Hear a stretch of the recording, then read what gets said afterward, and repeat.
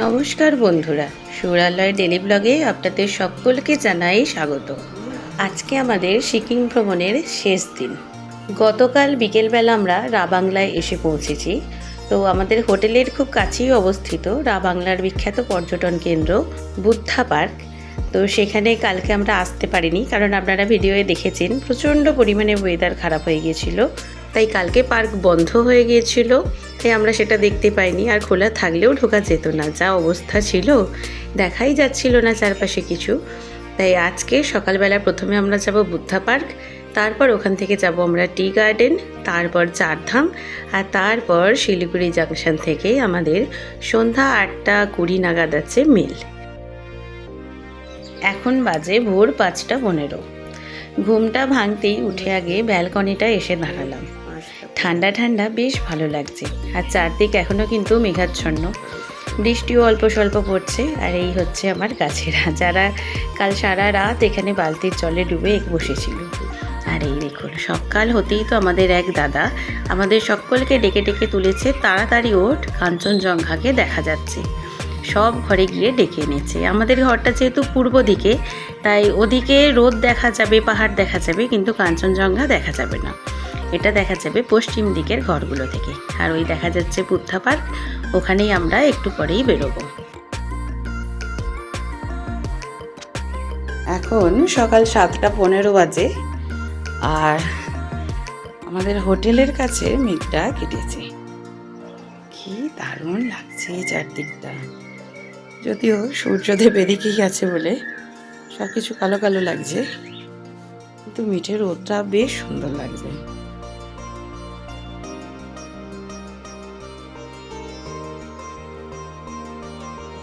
লাগছে দূরে রাস্তা, এখানে আমার গাছেরা। কালকে গুম্ফার ওখান থেকে সিকিউরিটিকে বলে এই গাছের চারাটা আমি তুলে এনেছি। মানে ওনাদের এটা বসানো নয়, বড় গাছ থেকে ডাল বেরিয়ে তা থেকে হয়েছিল। এটাকে আমি তুলে এনেছিলাম।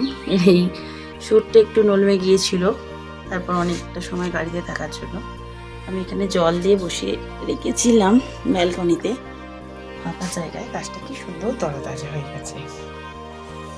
আর আমাদের লয় বাবু ঘুম ভেঙে গেছে। এবার লয় বাবুকে আমি রেডি করব। চলো চলো, জ্যাকেট পরিয়ে দিই। চলো চলো চলো চলো, বৃষ্টি থেমে গেছে, আমরা যাব।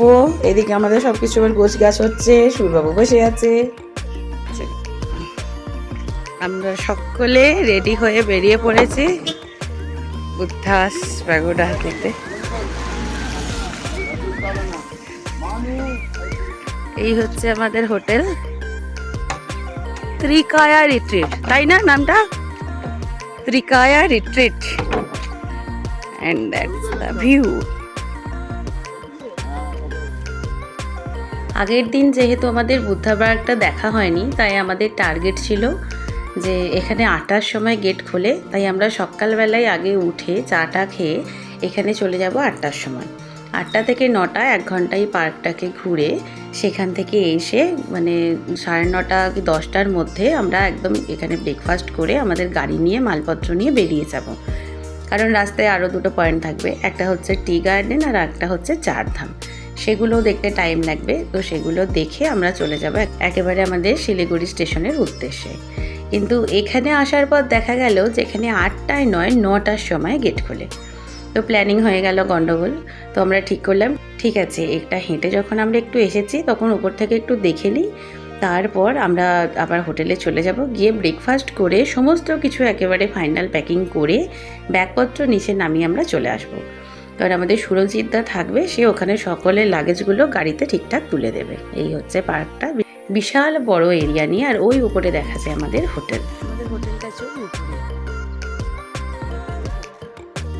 তো এই দেখুন, এদের তো এগুলো ঘোরাতে কি ভালো লাগছে। যেখানে যত ফেয়ার হুইল পাচ্ছে আগে দুজনে গিয়ে সেগুলো ঘোরাতে লেগে যাচ্ছে। ওই হচ্ছে বুদ্ধা পার্কের মেন গেট, এখন ওটা বন্ধ, তাই আমরা ফিরে এসেছি। এসে আজকে ব্রেকফাস্টে আছে ম্যাগি সকলের জন্যই। তো ম্যাগি খেয়ে আমরা রুমে এসে ফাইনাল প্যাকিং করে বেরিয়ে পড়ব। আর রুমে এসে ব্যালকনির দরজা খুলেই তো মন প্রাণ ভরে গেল।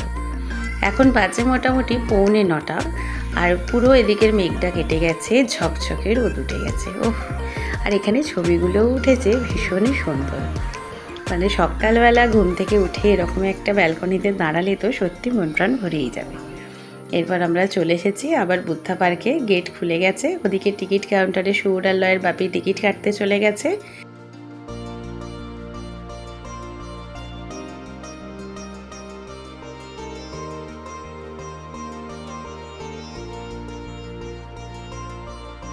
ও গেয়া না, ও থাক এখন ওটা। চলো আমরা ওদিকে যাই, চলো চলো এদিকে এসো। ওই এটা হচ্ছে সেই বাটার ল্যাম্প জ্বালার, জানো এইটাই না ঢুকলেও হবে, এটা হচ্ছে এখানে প্রদীপ জ্বালার।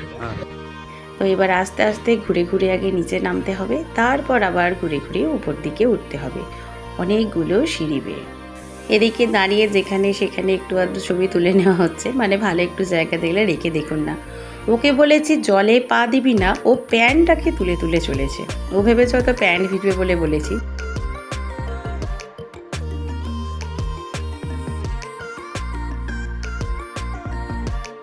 আমাদের আবার এখানে কিছু ছবি তোলা হয়ে গেছে। তো এই পার্কটা আমরা একটু তাড়াতাড়ি দেখার চেষ্টা করছি, কারণ এখন বেজে গেছে 9টা 15 এখান থেকে আমাদের পুরো পার্কটা দেখে বেরোতে হবে 10টার মধ্যে, কারণ গাড়ি আমাদের ওখানে লোডিং হয়ে পার্কের বাইরে এসে পার্কিংয়ে দাঁড়িয়ে পড়বে। আমরা এখান থেকে বেরোবো আর গাড়িতে উঠে পড়বো। আপনারা দেখে কতটা বুঝতে পারছেন জানি না, কিন্তু এই পার্কটা বিশাল বড় এলাকা নিয়ে, যদিও চারদিকটা পুরোটা আমাদের ভালো করে দেখা হয়নি। আমরা গিয়ে ওখানে মেন যে বুদ্ধাস প্যাগোডাটা আছে সেখানে গিয়েছিলাম, তার ভিতরে গেছি, পুরো ঘুরে ঘুরে উপর পর্যন্ত উঠেছি। পুরো দেওয়ালগুলোয় তো বুদ্ধের জীবনী সব অঙ্কন করা আছে। আর ভিতরে যেহেতু ক্যামেরা নট অ্যালাউ, মানে ফোন নিয়ে যাওয়া যাবে কিন্তু কোনো রকম ছবি ভিডিও তোলা যাবে না, তাই সেখানে আমরা ছবি ভিডিও তুলিনি। আর চারদিকে পার্কটা দেখছি ভীষণ সুন্দরভাবে সাজানো। এই জায়গাটা কিন্তু সন্ধেবেলাও খুব অপরূপ লাগে, কারণ পুরো পার্কে প্রচুর লাইট আছে। মোটামুটি সন্ধ্যা 8টা 8:30 পর্যন্ত খোলাই থাকে, ওয়েদার ভালো থাকলে। কালকে ওয়েদার খুব খারাপ ছিল, তাই পার্ক তাড়াতাড়ি বন্ধ হয়ে গিয়েছিল। এই দেখুন, ও এখন বাপির ছবি তুলছে। এই ছেলে স্ট্যামিনা বলতে হবে। বাহ, সুন্দর ছবি তুলেছে।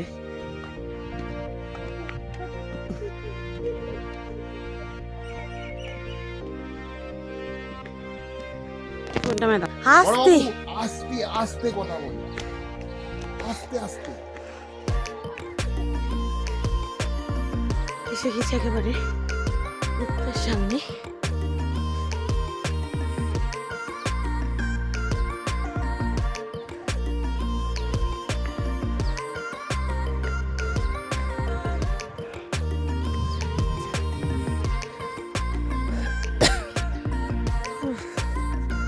এদিকে আবার জিপ বেরিয়ে গেছে।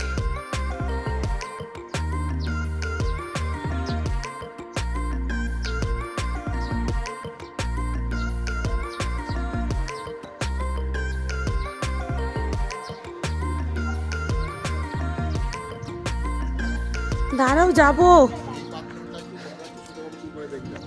তুমি তুললে? আরে দাদা, তুই ভাইকে কোলে নিয়েছিলিস? দেখা তো একবার কেমন করে দেখালি। এই শোন,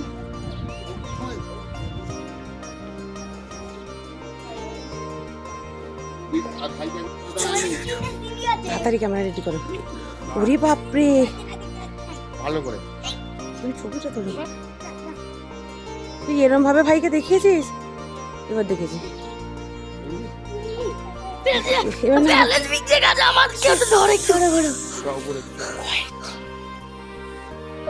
আমি এখানটাই তুলে নিই।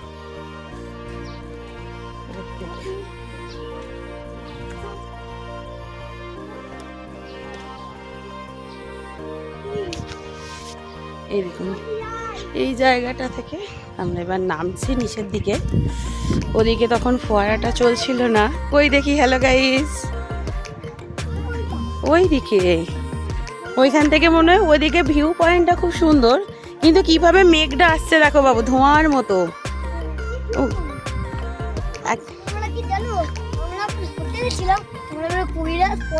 পড়ে যাবে। আচ্ছা, বরফ ছিল। তোমরা কৈলাস পর্বত দেখেছো? বরফও দেখেছো? বুদ্ধর মাথার উপর দিয়ে দেখা যাচ্ছিল না? দাদা আছে, হুম, দাদা আরে দাদা এটা দেখতে দে। আচ্ছা ঠিক আছে। তোমরা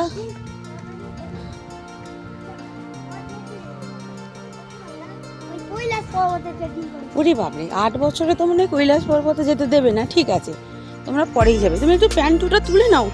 উলি বাবালি, হ্যাঁ ঠিক আছে, চলো চলো দাদার কাছে চলো, বাপি ছবি তুলবে ভিউ পয়েন্ট। ওই দে দে দে দে, প্যান্টও খুলে যাচ্ছে, জুতো খুলে যাচ্ছে, কি অবস্থা।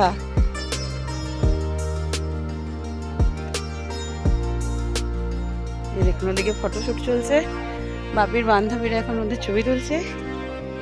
বুদ্ধ বুদ্ধ এবার ধোঁয়ায় চাপা পড়ে যাচ্ছে। আরে ফোকাসটা ডাউন করে,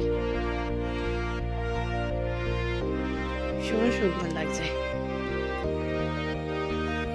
আমি ছাতাটা নিয়ে ছবি তুলি, আমার ছাতা যেন উড়ে না চলে যায়। এদের ইচ্ছা যে ওরাও ছাতা নিয়ে ছবি তুলবে, ভিডিও করবে। বলে বাপি আমাদের একটা রিল বানিয়ে দাও তো, আমরা ছাতাটাকে ঘোরাবো। ওহ, ছেলেদের শখ ভারী মন্দ নয়। নাও ঘোরাও। এবার আস্তে আস্তে ঘুরে যাও, ছাতা করে উপর দিকে তুলে পায়ে ঠেকে যাচ্ছে। ইয়েস। ওদেরকে তুলে ধরো।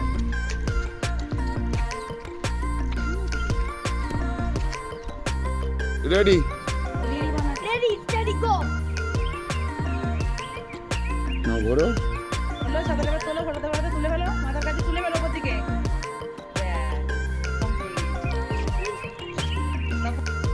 এই দেখুন এখানে ফোয়ারার কাছে এসে বলে বাপি আমার একটা ভিডিও বানিয়ে দাও, আর ওটাকে স্লো মোশনে দেবে যেন মনে হয় আমি এই জলটাকে উপরে তুলছি। ও ছেলেদের কত রকম আইডিয়াই মাথায় আসে। তো আমাদের বুদ্ধা পার্ক দেখা হয়ে গেছে, মানে আমাদের গাড়ি ওখানে লোডিং হয়ে পার্কিংয়ে এসে গেছে, ড্রাইভার ফোন করেছে, আর একটা গাড়ি ছেড়েও দিয়েছে, সেই গাড়ির সব প্যাসেঞ্জাররা উঠে পড়েছে বলে। তাই এখান থেকে আমরা এক্ষুনি বেরিয়ে যাব, এরপর আমরা যাব একটা টি গার্ডেনে। তাই এই ভিডিওটাকে এখানেই শেষ করছি, আপনাদের সঙ্গে দেখা হবে আবার পরের ভিডিওতে। সবাই ভালো থাকবেন, সুস্থ থাকবেন, আর অবশ্যই আমাদের সঙ্গে থাকবেন। আমরা এখন বাড়ির পথে। এই ছোট বাবু বাড়ি চলো। আমাদের ড্রাইভার সাহেবের সঙ্গে আমাদের ছবি তোলা হয়নি।